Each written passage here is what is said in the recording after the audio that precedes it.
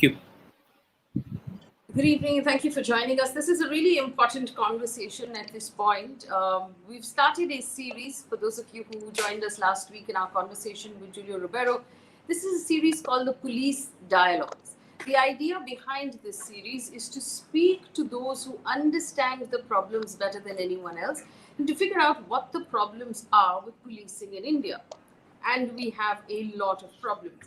Apart from the fact that there is severe political interference with the workings of the police, with the investigations, with the appointments, the transfers, and the promotions in the police, there's also ineffectiveness, a lack of infrastructure, maybe some biases as well.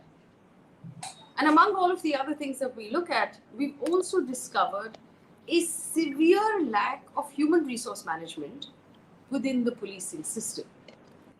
The police staff are overworked, underpaid, and often very unhealthy.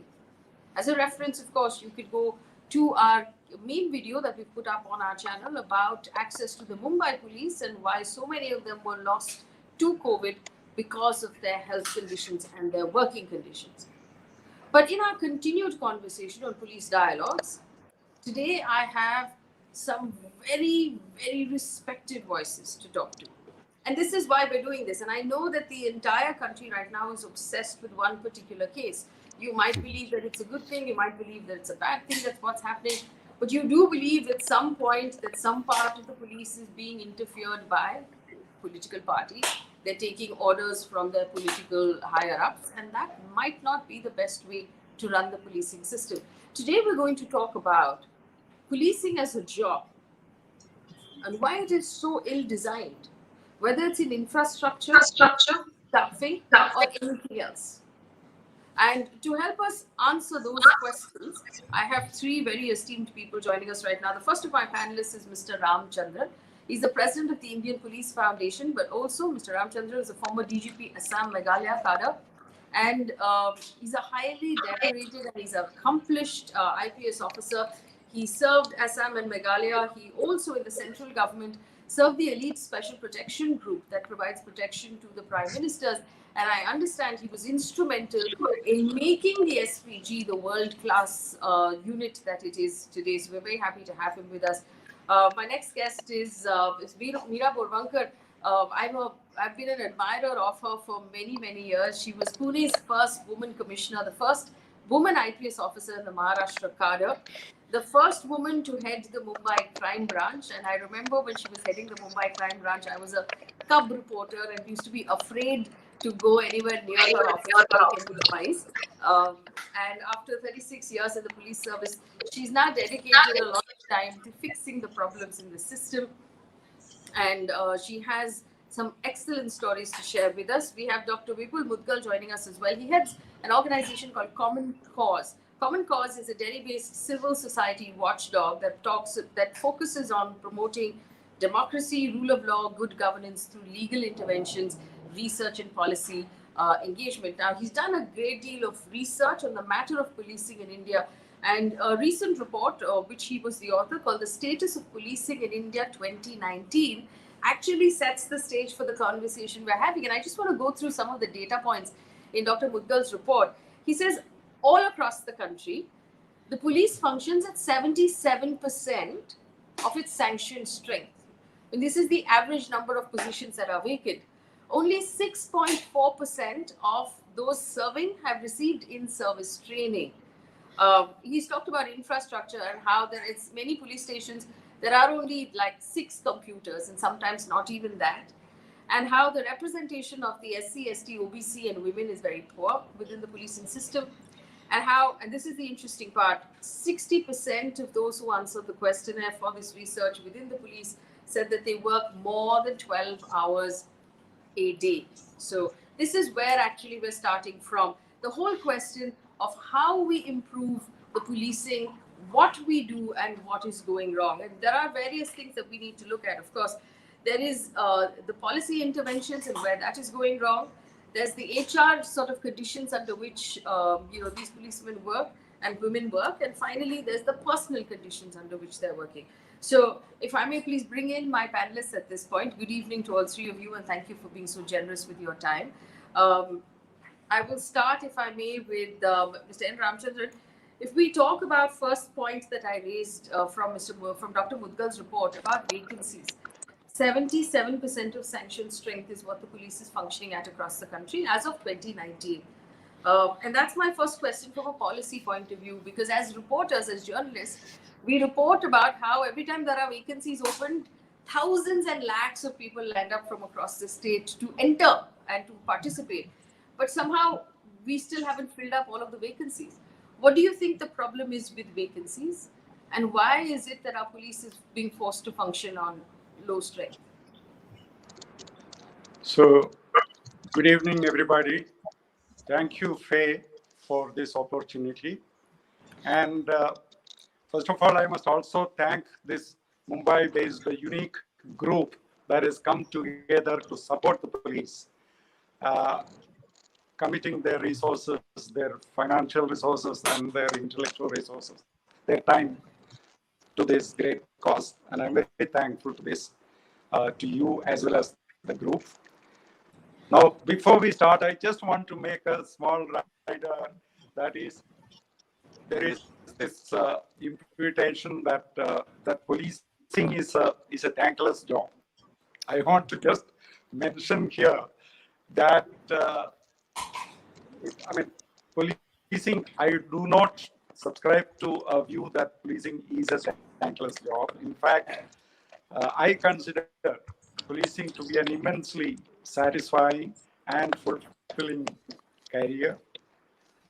In fact, every day of my career, I enjoyed being a policeman and I wore my uniform with pride. And that is how most of the police officers who serve in this country feel.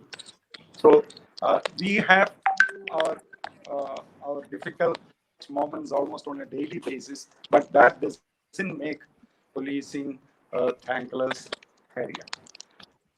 Coming back to the question that you asked, in fact, out of about 25.9 lakh sanctioned strength, out of that about 10 or nearly 11 lakh is with what are called the Central Armed Police Forces. Mr. Ramachandran, forgive me, I'm just going to stop you for a second because there seems to be a problem with your audio. We aren't able to understand you very well. I will take the same question to Ms. Borwankar, and then we'll come back to you when we've had a chance to fix your audio, and our producers will get on top of that. I apologize to the viewers.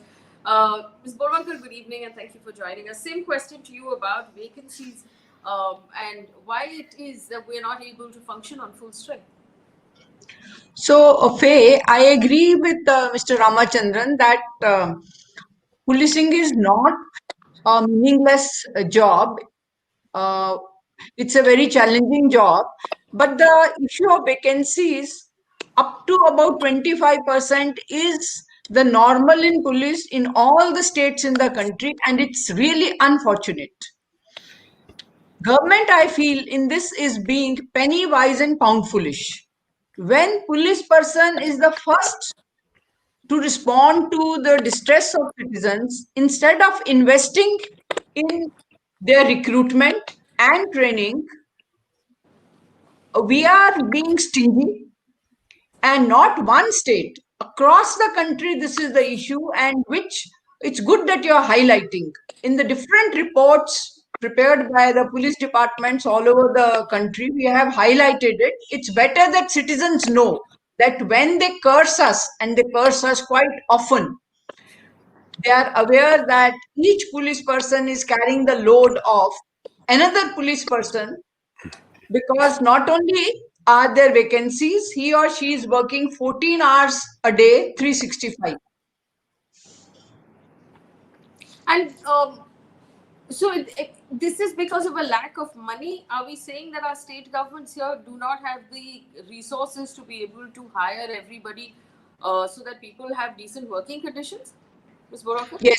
Yes, police leadership would like 100% vacancies to be filled, but the state governments are not spending enough either on recruitment or on the training. Training budget, by the way, is about 1% of the police budget. Let me bring in Dr. Vipul here. So here's the question. So why hasn't this been brought up earlier? Why isn't there more demand on state governments to do a better job on funding for the police? No, it has been brought face several times. In fact, if you see the CAG reports, there are 10 years continuously. I mean, can there be anything more egregious than this? 10 years, year after year after year, when the CAG of India, as a kind of important an organization as CAG, is bringing out audit reports in which it is saying that 71% of underutilization of budget in Bihar, more than 40%, sometimes 50% underutilization in UP, 32% in Assam.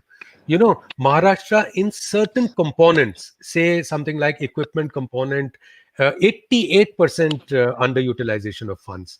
In some states, there are 99% of the lower ranks who do not have proper housing.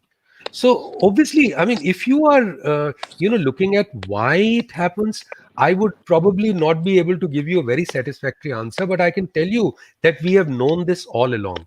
Between 2012 and 2017, there were 22% vacancies, and BPRND flagged this, and other agencies flagged it, but nothing happened. Now we see in 2019, it has gone down by merely about 3% or 4%. But the devil is in the details. When you see the vacancies, which are the vacancies which are not being filled, you will actually see that it's the vacancies of women, it's the vacancies at the lowest level, and it's the vacancies of reserved categories of SC, ST, OBCs. Forget the minorities. Minorities, the government has stopped sharing the data of what is the dismal state of minorities in the police force. You see, this actually affects the diversity of the police.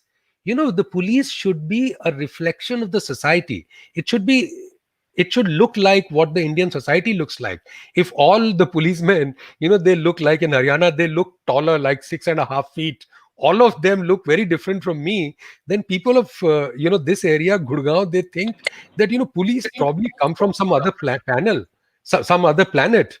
So it's like that. So they should be like us, and they should reflect the diversity of Indian society. And that, I think, the lack of vacancies is actually messing up that area. Well, actually, we have a couple of questions popping up. Tisha Das says, how can we make this profession respectable again? And that question worries me, because there is a suggestion that the profession is not respectable right now. And, I have to keep reminding our viewers that we're talking about, and when we compare this profession to any other profession in service, where somebody else popped up saying, and in India says policing comes under the service sector, why does it require thankfulness? Consider other service sectors as well. So there does seem to be a disconnect of appreciation for the work the police is doing. Ms. Borwankar, do you want to? Why do you think that's happening? Is there a lack of faith building among citizens for the police? Faye, I would like to respond. Please. Yeah, I don't think, I totally disagree that we have to bring respect back to police. I was in Indian Audits and Account Service. I left that to join police. So it's not that it's only the men who are getting attracted by not only the power but the service component of our uniform. I think it's a highly respectable profession. It attracts this batch of Indian police service officers who passed out, whom the Prime Minister recently addressed, had maximum number of engineers. So it's a highly respected profession. It's terribly overworked. It deals with emergencies and all the bad facets of human nature. But I completely disagree that you have to bring respect back to police. Oh, no, That's not a at very all. It's a respectable highly profession. respected profession. There's another question which actually leads into the next thing I was going to ask you about. And this is from Sheldon Pereira, who says, in Mumbai, and guys, we should be talking about police all over the country, but if you're asking about Mumbai, it says the police stations in Worli and Fort are from the British times. In the last 70 years, how much have they actually been updated? are they really, and this is the question I was going to ask in terms of infrastructure. Dr. Vipul, asking from your question, do we have enough computers? Do we have the latest technology that we see on television, the NYPD is using? Do we have access to that kind of infrastructure? I've heard stories about, women constables who don't have proper place to change in and out of their uniforms in some police stations. They don't have proper toilets. When they're out on beat, which toilets do they use? So things like that.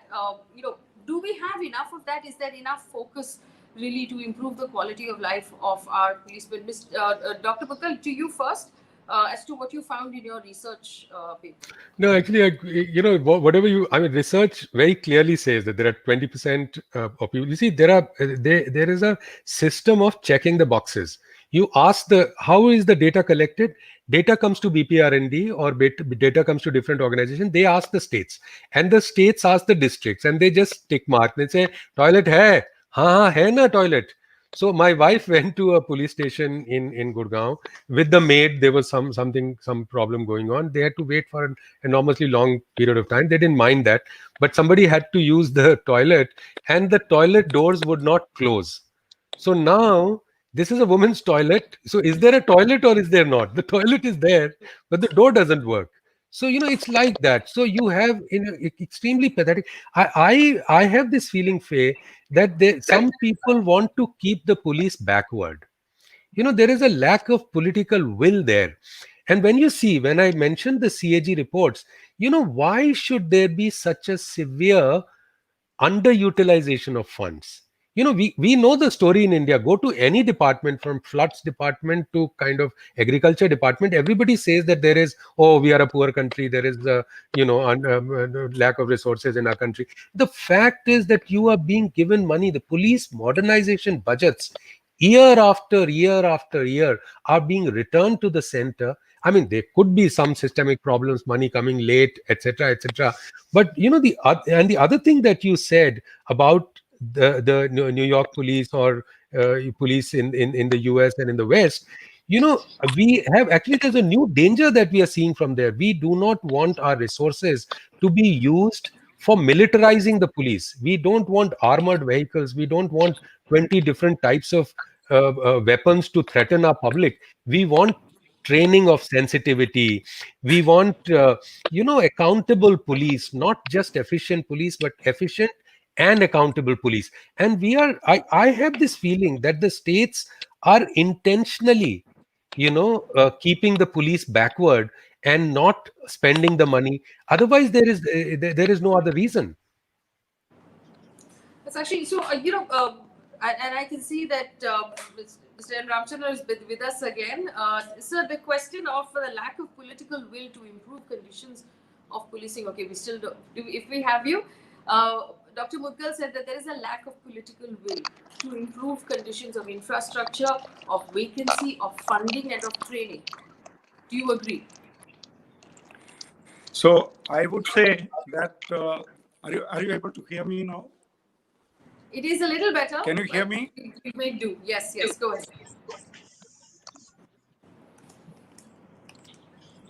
Okay. So I would say that the political leadership as well as the bureaucratic leadership has immense power over the police by controlling the budget.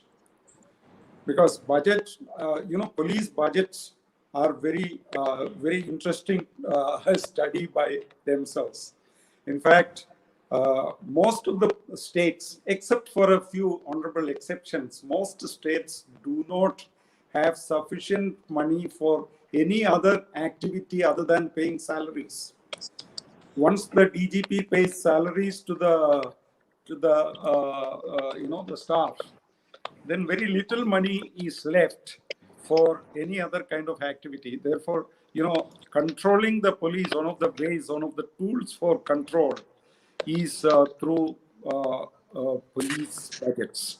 That is one thing. And even things like training, for example, it is only one or two states like Delhi that has a substantial training budget, but most of the states have an average of about 1 point some percent of the overall budget for training. But very large states in North India, many of them have much less than 1% of the total budget for police training. So you can imagine the relative kind of importance or lack of importance that is being given to policing as well as But budgeting. Mr. Ramachandran, is it a deliberate attempt to keep the police, for want of a word, backward, submissive? Some of the states are already broke and they don't have money, and policing is one of the least of their priorities, because that is one area which, I mean, the policemen will not in any case protest actively.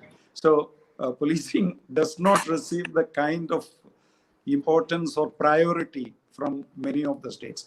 Coming back to the earlier question of human resources, I just wanted to say one thing, that recruiting large numbers of people in one go has also a problem about the quality of training. They are not able to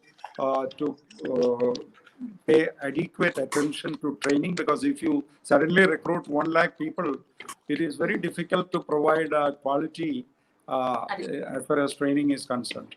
That is one thing.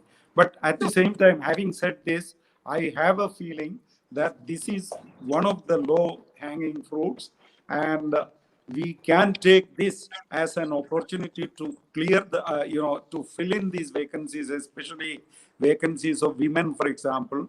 As of now, only 8.9% of the total police, manpower, is represented by women, or women represent 8.9%. So this is a very small percent, and I have a feeling that when we have such a large vacancy, this is one of the big areas where governments can, start making a difference by going in for an aggressive recruitment as far as possible, of course, keeping in mind the training capacity. But over the next few years, this issue can be resolved. And as long as we don't fill in these vacancies, almost 4 lakh plus vacancies in civil police today is a huge number. And so this is something that needs to be addressed urgently. Also, we've seen that there is a angle here that is in Mr. Mudgal's report, that obviously while there are fewer women being hired, specifically women from SC, ST, OBC and minorities are even fewer in being hired, and so there is of course a problem there with representation as well. But I want to now talk about working conditions. Like we had reported for Mumbai, that the working conditions, and someone asked this question, unfortunately I lost that question before I could read it out. Why do so many policemen have a pot belly, is the question. Now here's the thing we discovered in Mumbai. Now when policemen, especially on the constable level, are hired, they're given a physical training test, and they're invariably hired 200 to 1. So there are about 200 or 250 young people who compete for one position. So actually you've picked the fittest out of 200 people, and that person, by the time he or she hits 50, has a pot belly, has diabetes, has high blood pressure, invariably may have anxiety and stress-related mental health conditions as well. It's because of their working conditions. So the next time you see a policeman with a pot belly, remember it's not because he's lazy, but because he's being overworked and he's not given enough time to look after himself. And that brings me to the next point of working conditions in human resource management. Ms. Borwankar, do you agree that that there are bad working conditions that have led to the kind of health problems we're seeing in our police? And what impact does that have on the quality of the work? Yeah, absolutely, Faye. In fact, you missed, along with everything, all the ailments, dark circles under the eyes. And let me tell you, a young constable who, say, worked with me in Satara district 20 years ago, 20 years later, you will not even be able to recognize him because of constant underwork, standing on duty in sun, in rain, and not eating properly. See, nutrition of policemen and women is really bad because of the irregular, erratic timings, they end up eating vada pav as lunch at 4 o'clock. Or they may leave their houses having a very early breakfast with huge gaps. And therefore, all these issues related to health and we losing them during COVID. Working conditions are so bad that about 57% have reported they would like to change the jobs, and about 80% of our constabulary feels that because of these irregular, erratic, and 14 hours working, they are under tremendous mental and physical stress. So, next time you see a pot-belly constable, please do not laugh at him, empathize with him. And in fact, through programs like this, we have to reach up to the citizens to tell them what are our difficulties. And we need the support of citizens. If we have huge number of vacancies, if our working conditions are bad, if our pay packets are still low, citizens better know. And as to your earlier observation, politicians want to exploit police. I don't think they want to keep us underdeveloped, to have not update our technology. In that, I feel it's the failure of bureaucracy. And Vipul sir, next time when you conduct such a survey, please find out which month were the funds released to police for utilization. I was also heading the prison department. Same I felt in the prison. The funds are released to us in January and we have to utilize them, give all documentation by 31st March. So, lack of for our failure to utilize funds is a bureaucratic failure. So actually, if I understand carefully, if I understand correctly, Ms. Borwankar, you're saying that there is money that is released, but it is the police administration. There's an admin department that is run by the IPS for every city. It is that admin department that's failing, is what you're saying? I am saying the home departments, police leadership identifies, even in the prison, we would identify what we have to buy, what is the need. But then to get the same sanctioned and the whole procedure in the home departments of all the states, that's pretty slow. Even sometimes when home secretaries are with us, they want to help us out. The release of funds by center is never before December end. So late release of funds and lots of bureaucracy in the state home departments. Of course, you get good officers also who, take us faster in the process and get us the equipment that we need. Right. And this actually brings us to a really interesting point. And I just want to remind our viewers that, in Mumbai, at least, this is what I discovered when I was doing my research. Not only are they working 12, 13, 14 hours, they're also traveling 3 hours to go home because the pay is so low and not everybody gets police housing because there isn't enough police housing. So they wind up living 3 hours away in Thane or in a city that's even further. They're traveling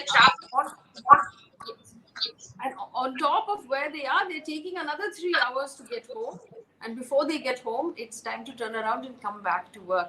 Invariably, we've also heard that after a policeman has finished his duty, if someone comes in to file a complaint or if there is a call that is made, he will have to extend and stay on because the next person might not be there. So there are these conditions as well.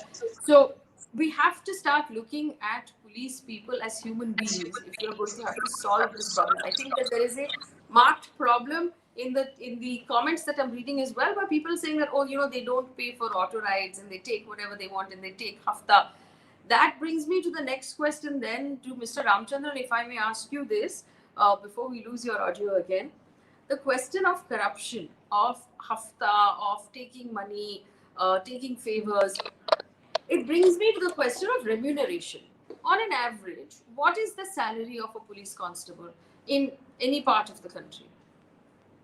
So I have a feeling that police persons are, not that they are very well paid, but considering our Indian conditions and comparing with other departments, there is a reasonable salary, but these salary scales differ from state to state. And even if the salaries are very low, I don't see any reason why that should be connected with corruption. Corruption is a disease that has totally different, you know, uh, different reasons. And I have a feeling, of course, policemen's living conditions as well as matters like their salaries should be attended to, but that is no excuse for corruption. Corruption is a rampant phenomenon as far as police is concerned. Uh, Coming back to your first point about health, I just wanted to mention that Bombay police had recently carried out a study in which they have found that the high rates of mortalities within police during these COVID infections is partly because of very high levels of comorbidities found in policemen. Not only in Mumbai, it is true of all the states. As of today, for your information, 503 police personnel have died across the country until today, and about 85,000 plus people have been infected. Of course, that is partly because it is very difficult for policemen to exercise social distancing, etc. They have to actually grapple with people. But at the same time, this high rates of mortality is a matter of concern. That is partly because of the study itself. It says that there are so many comorbidities like blood pressure, high, like heart disease, and diabetes, high, very uncontrolled diabetes. These are very common, in the police. Right. Mr. Mudgal, do you agree that it has nothing, that remuneration has nothing to do with the corruption factor, that if they were paid better, they'd live better lives and would be less tempted? Or do you think that, like Mr. Ramachandran says, that they should be honest no matter what? Yes. You're asking me? Dr. Mudgal. Okay, I think these two things could be mildly connected, but listen, if my roof is leaky, it does not mean that I'll catch a wrong person. Like what is going on in Delhi, there are a lot of people who are the real rebel rousers who are inciting riots are just sitting pretty, and there are many others who are participating in peaceful protests are being booked. So this has nothing to do with anybody's working conditions. This is happening because they are working for the rulers of the day, and they are not working for the Constitution of India, and their working is such that the politicians can make or break their careers. So I think that is where we need to insulate their working conditions from the rulers. We are not saying that the chief minister will not have a say or the home minister will. No, sir, you will have a say. But when you do something, when say transfer, posting, promotions, there should be a broad-based committee. The leader of the opposition should be there in that. Judges can be there in that. Yes, you can game the system, but at the same time, if it is only one set of politicians, then I think there is a problem. So we see, Faye, that there are many other pressures on the police who actually make their working very, very difficult. The unfair pressures on them. Like while doing investigation, we found in our report that almost 65% officers said that while doing investigation, there is unfair pressure either from the department or from politicians. So if you can't do your work properly, if you are constantly kind of heckled, then I think there is a problem there. And let me just say one more thing, that the report you mentioned, I mean, it's not Dr. Mudgal's report, it's like Common Cause, CSDS, many other organizations, and we've had people guiding us. Many very senior IPS officers have been guiding us, and we have been using some of the numbers from the government agencies. And there is another report, the Indian Justice Report, which is also a collaboration between many organizations. And they are very contiguous, very similar findings. Right, so that actually brings me to the question on promotions. And again, I see that Sir's audio has been going in and out. So this question comes again to Ms. Borwankar. The question of promotions and transfers. And we read this a lot. Whenever there is a problem, you'll see these 4 policemen have been transferred, and moved out. Do you believe that there should be a disconnect, or there should be some sort of moderation between the political influence of, um, between the political influence on transfers and promotions? Absolutely. If you want professional policing, and that's what the citizens want, but citizens these days have no voice, or they're too busy watching some programs which are being thrown to them again and again. Uh, if you want professional policing, let police leadership have a free hand and hold them accountable. Like Supreme Court in Prakash Singh Sir's PIL has very clearly said that for all the promotions and transfers, first there should be fixed tenure of 2 years or 3 years, and then these promotions and transfers should be by independent boards. These boards not only should have senior police officers, or maybe in case of like in case of CBI chief, you have the Supreme Court judge, the leader of opposition. So independent bodies which do not get swayed by the political party in power. And why no political party is ready to accept this, to give autonomy to polices? Because each political party wants to use us. And therefore, while they are using us, citizens are suffering. They don't. As to your question about corruption, I agree with Ramachandran sir that I don't think salary or perks has anything to do with corruption. IPS officers get good salary, and yet some of us have also compromised. It's the culture that our country has today. And to wean people away from corrupt practices, or to win over the fence sitters towards honest governance, I feel we should give teeth to our anti corruption bureaus, our vigilance heads. Maharashtra Anti-Corruption Bureau was headless without any chief for long. So give autonomy to anti-corruption bureaus, induct good officers, increase their manpower, so that those who are not able to come out openly for honesty because they see others making money, they at least we can deter them from joining the band, and also build ethics, service orientation, or recruit people while recruiting them. Not only test their physical fitness and their mental ability, but also their attitude towards service, their integrity.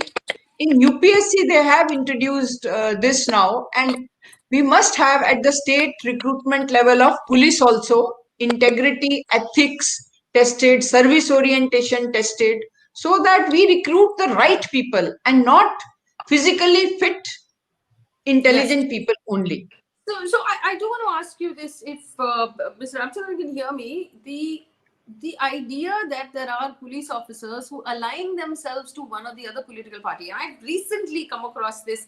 I know that this, we talked about this a lot when there was a mild word would be tussle in the CBI at the very top last year, but there were 2 very senior CBI, the head and the number 2 were fighting, and there was this whole argument of how each one is aligned to a different political party.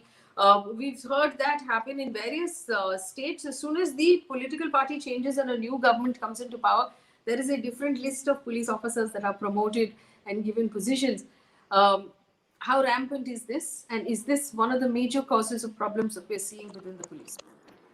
It is very rampant, and it's a sad state of affairs that very large numbers of police officers do align with political parties or certain political leaders. They identify themselves with certain political leaders, etc. And this is a very shameful state of affairs, and that has also made them vulnerable to various kinds of allegations that they have been, even if they have, even if they have been able to, let's say, do a thorough job in an investigation, for example. But there are situations because of their known affiliation with certain political parties, etc. People can very justifiably point fingers at them. So this is a major bane of our service, not only at the IPS level, but even at lower levels. There are a substantial number of police officers who align themselves with political parties, and this shows in the shape of bias during their, not only in investigation and prosecution of crime, but also while dealing with communal riots or various other kinds of, public order situations. So what is the solution to that, sir? I also wanted to mention something about the recruitment part of it. You see, I should say until recently, there was rampant corruption in recruitment itself. But slowly, there is a tendency, many police officers, senior officers have taken the initiative for what is called transparent recruitment process. And many states have adopted transparent recruitment process. But many states have not adopted, such transparency in recruitment.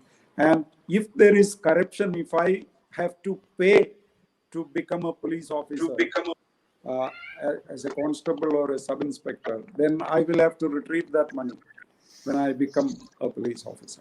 So this has been a major, bane, corruption in recruitment itself. But thankfully, there is substantial, work being done by police officers across the country in, dealing with this menace. And because they have been able to make use of technology to bring about a certain amount of transparency in recruitment, and that use of technology, by use of technology, it has been possible to eliminate corruption to a substantial level. Can I just add something to that?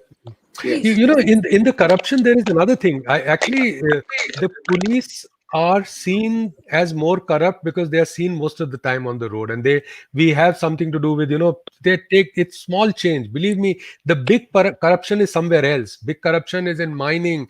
It's in giving out contracts. It's in like bulk transfers and promotions of other services which nobody is talking about. The police. It's a very delicate thing.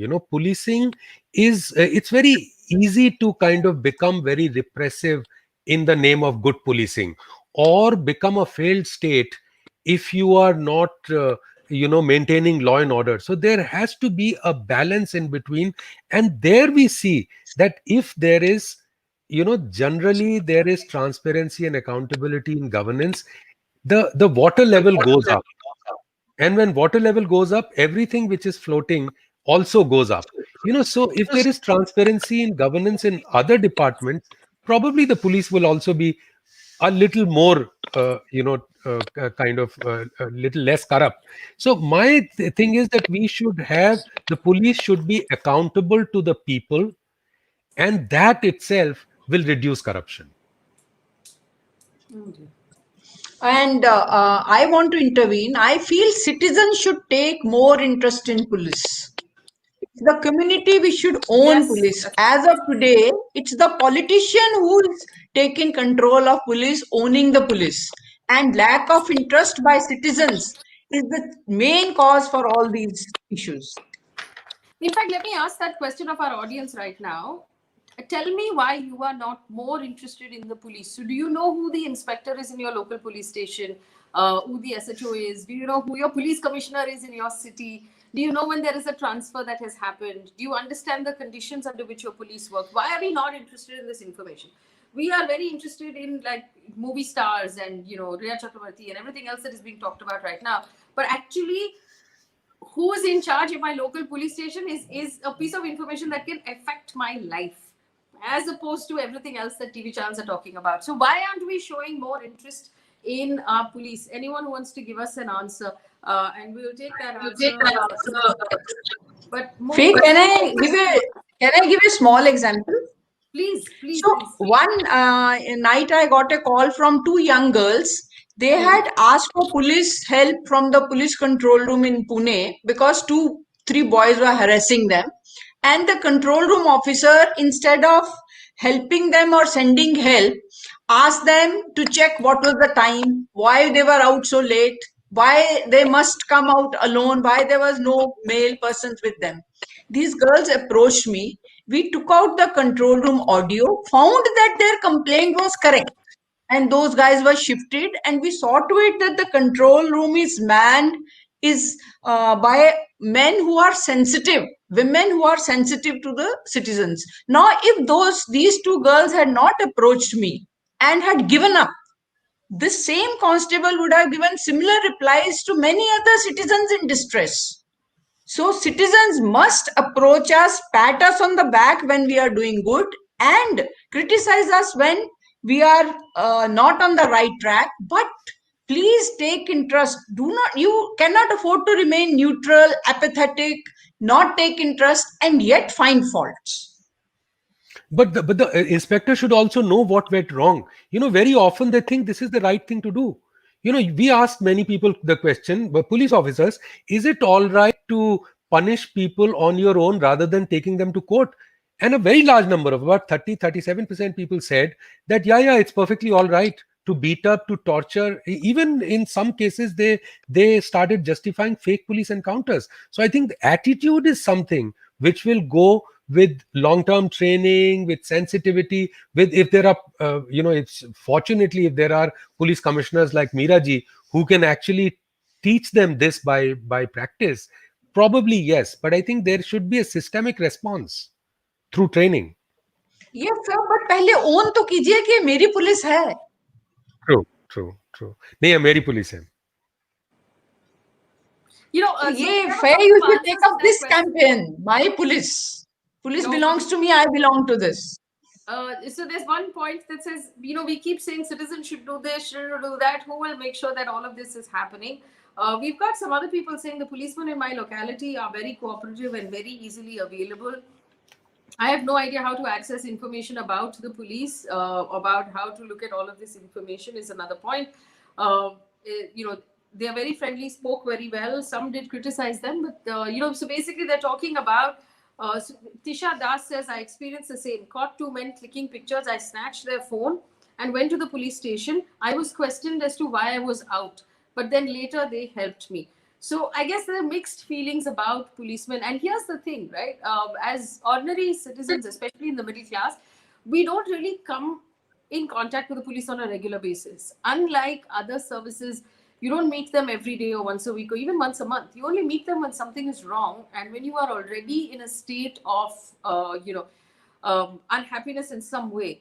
And one bad policeman could color your opinion to the entire force in that one incident because it was not handled carefully. I have a small thing to share, some small story. So when I was handling Jalgaon sex scandals, which made headlines during 1990s, my officers told me, ma'am, you are going out of the way, reaching out to the girls, register their cases, register their FIRs, but we tell you that these girls will not support you in the court. And mind you, all my efforts, I felt, failed to a huge extent because half the girls really did not support us when it came to standing up in the court and admitting that this particular offense and this particular accused was involved in a rape. So police people feel that citizens remember us only in emergency and then they just forget us and they do not come to give evidence in court. But victim not cooperating, Meera victim not cooperating shows how pathetic is the state of affairs in the country. Because victim is the first person who wants justice. I mean, witness not cooperating, one can still understand, which was in our study, we found about 70% cases, witnesses were not willing to cooperate. But a large number of cases when victims don't want to cooperate, I think there is a serious problem. This was gender issue, of course. Of course, yes. Mr. Ramachandran, do you agree?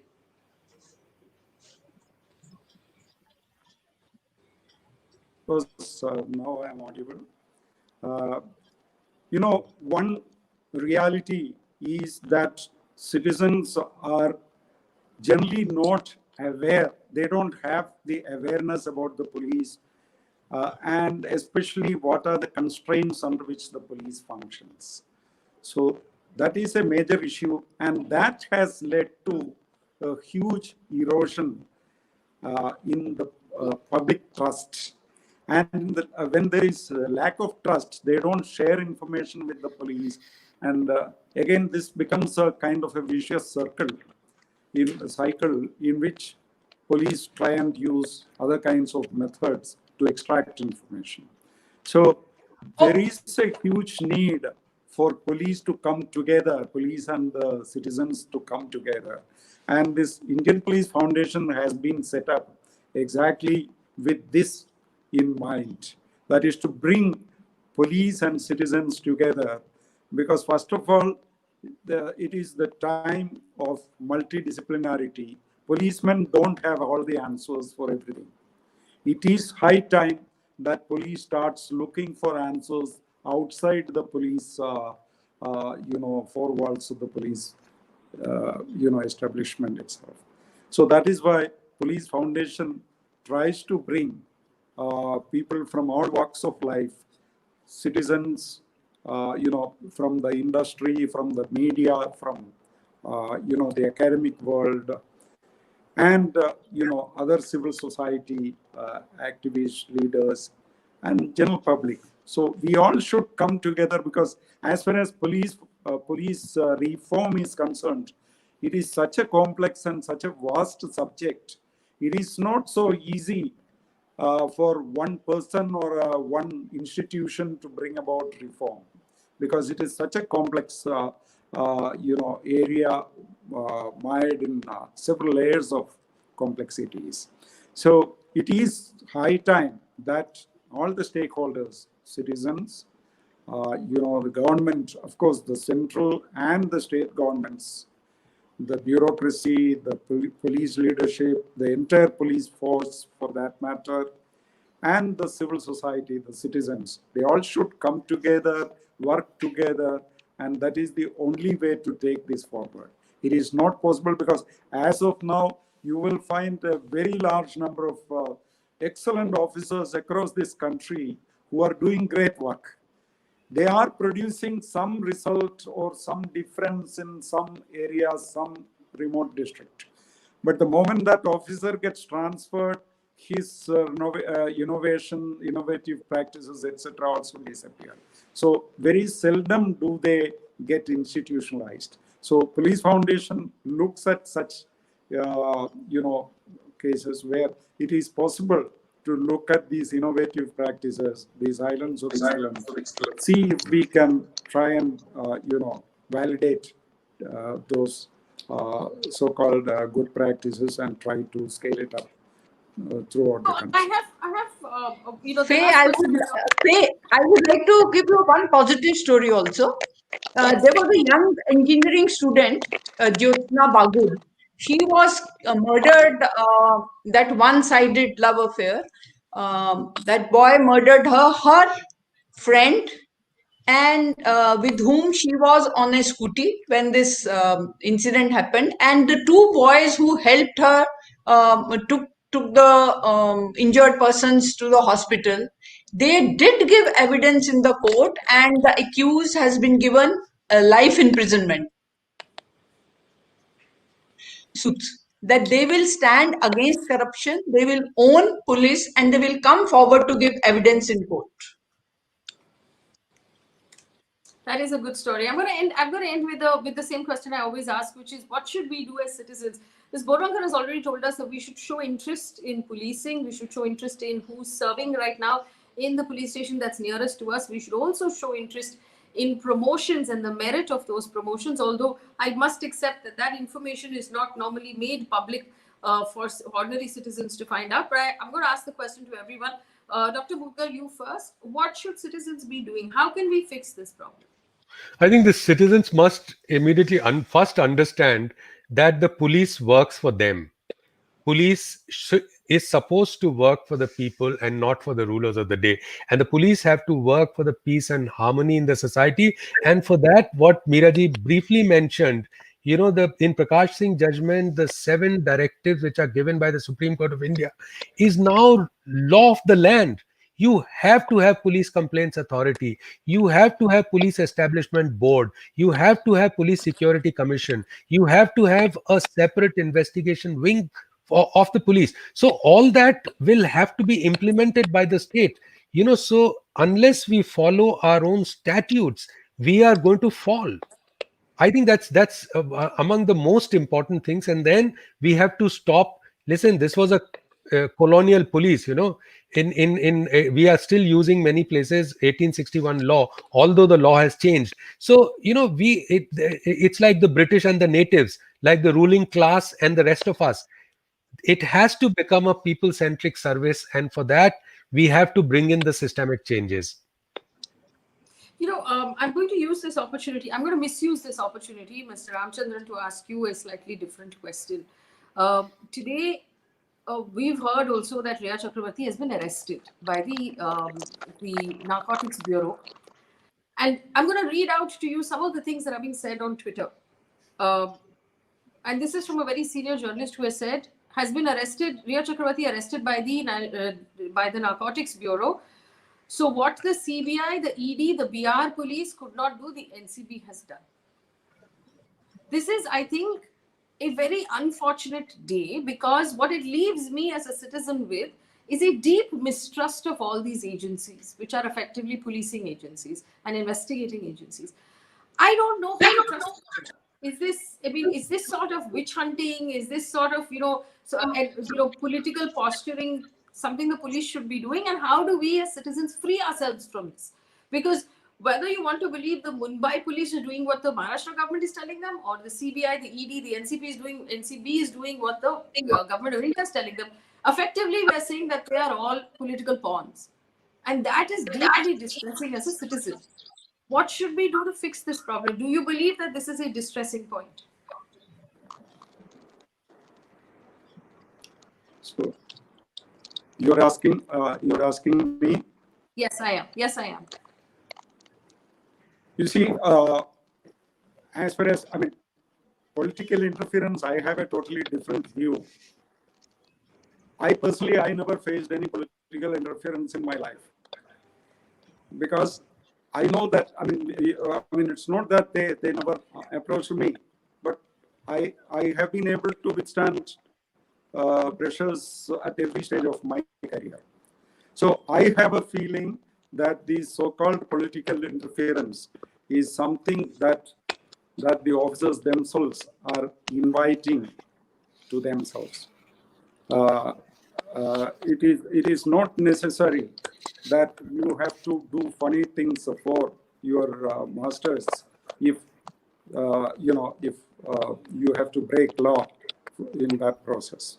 I have a feeling if those who are doing this, they are doing an illegality, and this cannot be supported under any circumstances. As far as this particular case is concerned, I had decided not to look at this television news for the last few days. So I am not fully briefed about the latest. Fair enough. I'll leave it at that. But can I say that center has been taking away cases? This has happened in Elgar Parishad case also. They have taken control from Maharashtra government, and now they have taken control of this. I smack politics in it clearly. Absolutely. It's not police investigation, it's political investigation. Say, yeah. But Faye, Yes. Do you believe that citizens can do something? As you know, this is an extreme case of political investigation, but all of the citizens who are watching, we want to be able to trust our police. And I believe that a safe society is when each of us can proudly walk into our police station for anything that we need, whether it is a complaint or information or anything. We should not be scared of talking to our police officers. Do you believe that there is anything that we can do in order to go from where we are right now to that point? So I will give one concrete program which we can have to um, tackle this fear of police and to have some basic knowledge about policing. And that is, we should all over the country, in all the states, have internship with police stations. We should encourage youth to intern with police. I'm not saying you intern for a year. I'm saying you intern for a month. You understand what is an FIR, what is a cognizable case, what is bail, what is anticipatory bail, all over the country. And the Bureau of Police Research and Development, which Vipul sir has talked about, encourages this. We have had a seminar where when during the internship period, one student got up and said, "Oh, I didn't know hacking is an offense. I do it so much out of sheer boredom." So, knowledge about policing, basic policing through internship programs with the youth. Youth should demand it, police should execute it, and faculty, teachers, professors should encourage this. I feel that first step will later on build the better relationship, more understanding, and probably less political ownership and more citizens' ownership of Yes. police. All right, we're going to leave it there, but this is effectively what it is, that we have to get to know our police, the ones who at least are serving in the nearest police station a little better, show an interest in who they are, what they're doing, and get to know them, show an interest in the transfer, show an interest in the merit of who the police commissioner is in your city. And as media, we should be writing more about the police, about the work that is being done, the transfers that are happening, and if there are problems, they should be highlighted as well, so that citizens can form better opinions. It's not just about chasing after one story, but actually tracking this on a daily and a weekly basis on the quality of life of the police, the quality of investigation, the kind of pressure that they get put under, and the political interference. It's only when the media, citizens, and everyone takes more of an interest that we'll be able to solve these problems. I want to thank my panelists for being kind enough to answer all of our questions and for giving us your time. And of course, this will be on the YouTube channel, so you can pass it on to others you believe will benefit from this information. We're here every week at this time for police dialogues to talk about the problems and define solutions and figure out how we can be part of the solution and not be part of